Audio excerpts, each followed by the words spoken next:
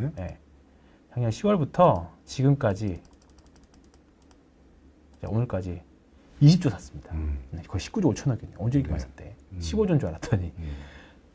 근데 그러면 여기서 삼성전자가 12조인가? 그럴 겁니다. 네. 네. 그러면 외국인들 입장에서 보면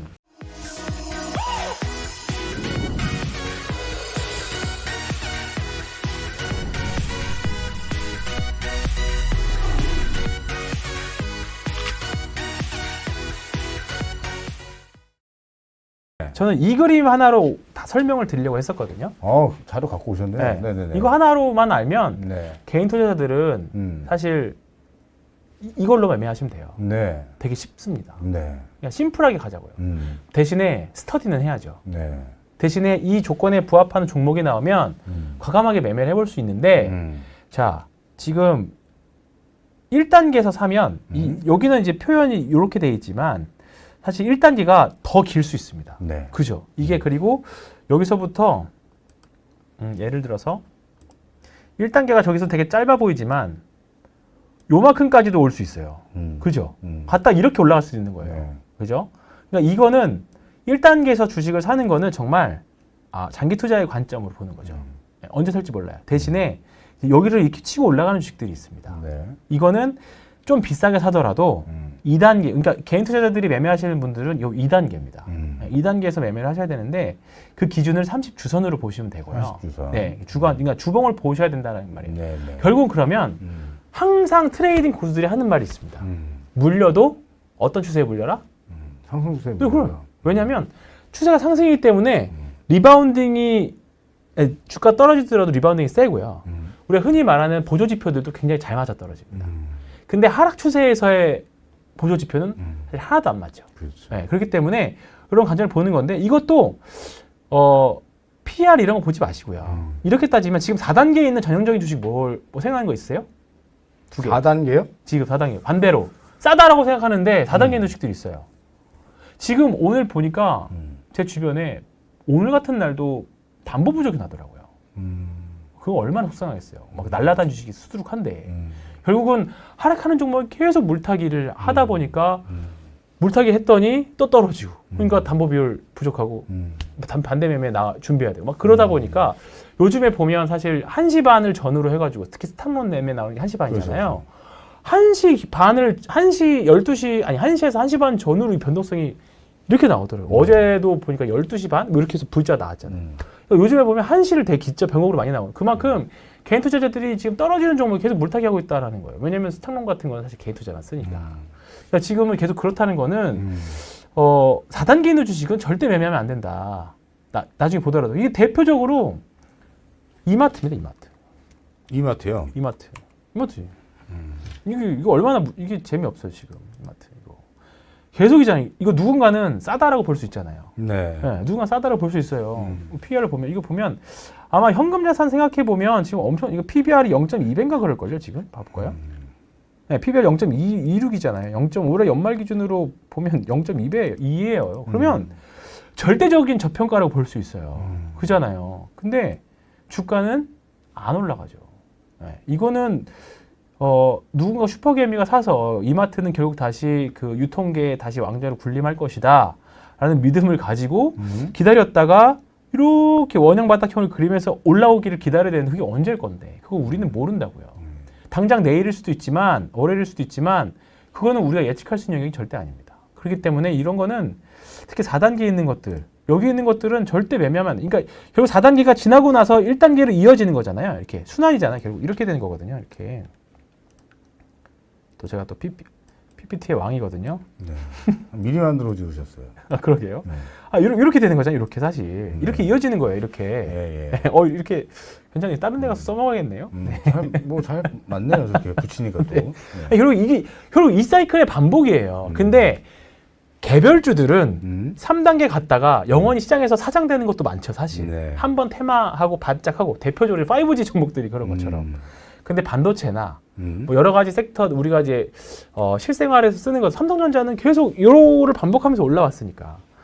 근데 지금 4단계 있는 종목들 이마트도 그렇고 LG 생활건강 이런 것도 마찬가지잖아요. 그러니까 이런 종목 한때는 정말 황제주였고 후 없으면 안 되고 중국 사람들 LG 생활건강 화장품만 쓴다. 아모레 퍼시픽도 마찬가지죠.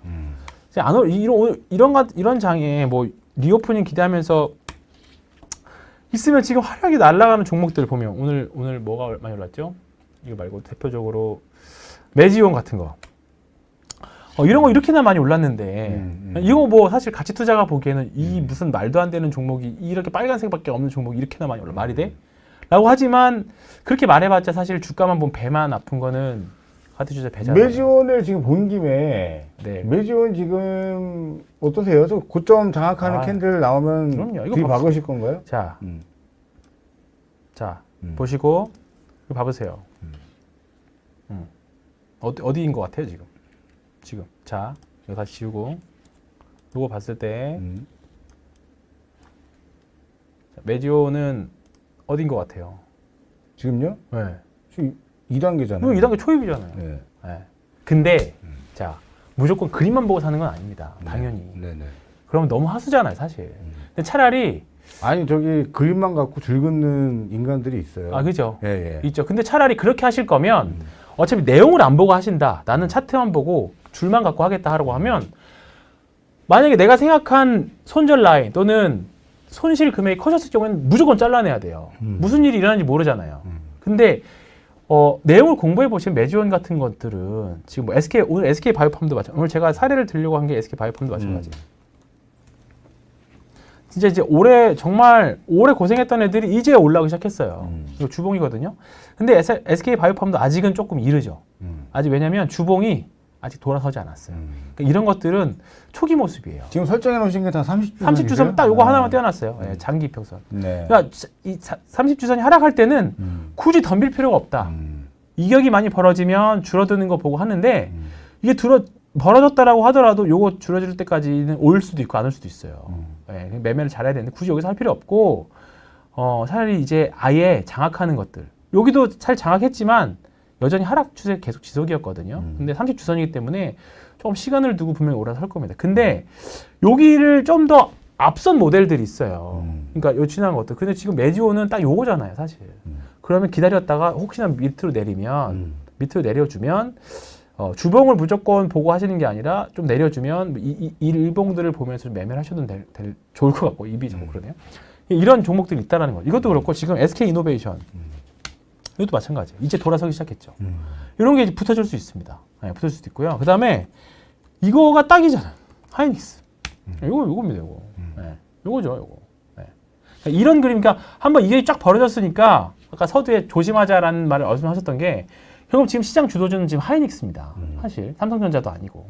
하이닉스가 밀리면 당연히 지수 반도체 다 밀릴 거예요. 그러면 지금 2600선 안착 큰 의미가 없다고 보는 게 그렇게 되면 뭐 당연히 2600선 또 이하로 내려오겠죠. 근데 큰 그림에서 삼성전자하고 하이닉스가 다 이제 30주선이 다 돌아서기 시작했어요. 장기 평세가. 그러면 분명히 주가가 내려오더라도 일정 부분 어느 가격에서 여기까지 내려온다는 게 아니라 내릴 수도 있지만 내려오다가 분명히 일정 부분 가격에서 또 리바운딩이 나올 겁니다. 왜냐하면 추세가 상승이기 때문에. 그래서 지금은 조금 수요일 같은 정말 이번 주 수요일은 한국 시장 특유의 변동성이었어요. 외부 변수가 아니라 내부 변수였잖아요. 그리고 나서 다시 어제 오늘 회복을 다 했고 수요일 날 혹시 이제 2차 전지가 무너지니까 이제 다 무너진다라고 생각을 해서 반도체 다 혹시 손절이나 다 현금화 있으면 어제 오늘 분명 배가 엄청 아팠을 거죠. 그러면은 그 가장 중요한 특징은 한 달씩 퍽퍽 맞는 네. 논문 캔들이 쭉쭉 떨어지는 것이 한국만의 특징이다. 근데 어쨌든 이런 현상이 2번, 3번까지 반복이 되면 저는 개인적으로 그런 자리들이 이제 선정 시그널이라고 그렇죠. 보는데 네. 일단은 아직 근데 그런 걸 판단이 아직 이르다라는 2차 전지인데 한 번 나왔고 네, 그런 그렇죠. 좀 네, 비정상적인 모습이 네, 반도체는 아직 한 번도 안 나왔고 네, 그렇죠. 아직은 견조한데 네. 우리가 이 사실들을 머릿속에 기억을 해두면서 지금 시장의 방향성이 올라가는 와중에 그런 모습들이 2번, 3번 포착이 된다 그러면은 리스크 관리에 만전을 기해야 되는 그렇죠. 그런 근데 형국으로 지금 가야 일단은 맘 편하게 할 상황은 절대 아니기는 한데 그렇다고 주식시장을 완전히 떠나져 있기는 좀 아깝죠. 이 한국 증시만의 독특한 이상적인 패턴이 이제 첫 번째로 이번 주 수요일 날 나왔다. 그러면서 우리가 관심 있게 봐야 할 종목이 있다라면 자, 한번 한 종목 정도 자 소개를 일단 요거만 딱 말씀드리겠습니다. 네. 자, 작년을 볼게요. 작년에 외국인들이 6조 8천억 샀어요. 팔았어요. 1년 동안 통틀어서. 네. 네, 근데 이거를 자 10월까지만 놓고 보면요. 9월 말이네. 9월 말. 12조 팔았어요. 그죠? 근데 1년을 보니까 9조네. 그럼 뭐냐면 작년 10월부터는 매수했다라는 거거든요. 네. 네. 작년 10월부터 지금까지 자, 오늘까지 20조 샀습니다. 네, 거의 19조 5천억이네요. 언제 이렇게 많이 샀대? 15조인 줄 알았더니. 근데 그러면 여기서 삼성전자가 12조인가? 그럴 겁니다. 네. 네. 그러면 외국인들 입장에서 보면 외국인들은 1년 사고 1년 상승 지켜보고 1년 팔고 1년 떨어지는 거 지켜보고 다시 1년 팔고 딱 이 모양이에요. 이 모양. 1년 그러니까 1년 여기까지 사고 쭉 올라가면서 1년 이만큼 쭉 팔면서 또 기다리고. 그러니까 사이클 한 3년 정도 사이클이에요. 그러면 지금은 무슨 관계냐면 지금 요 단계 들어왔잖아요. 그럼 외국인들 입장에서 보면 삼성전자 뭐 장투로 들어올 수도 있긴 하겠지만 언젠가 팔겠죠. 삼성전자 2021년도에 팔았던 것처럼. 그럼 2단계까지 가려면 아직 시간이 더 많이 남았어요. 왜냐면 이렇게 많이 샀는데 얘네들 팔아야 될 거 아니에요. 언젠가 분명히 팔아요. 그러면 지금 2200, 2300에서 샀는데 2600에서 판다? 지금 한 차이까지 하면 한 15%, 20% 났을 건데 지수만 놓고 보면 사실 더 땡겨 올릴 겁니다. 네, 분명 시간적 여유도 있고 그러면 위에서부터 팔겠죠. 뭔가 박수 칠 때 떠나야 되는 시점이 올 건데 아직 그러려면 시간이 좀 남았다. 그렇기 때문에 주식을 지금 떠나기에는 너무 아쉽다. 작년 6월이 너무 힘들었기 때문에 올해 6월도 힘들 거 아니냐라는 것 때문에 사실 다 힘들어 하시거든요. 근데 일단 저는 올해 9월 달까지, 그러니까 우리나라 주식장은 5월하고 10월만 조심하면 되거든요. 그러니까 일단은 9월 정도까지는 저는 열심히 해볼 생각이고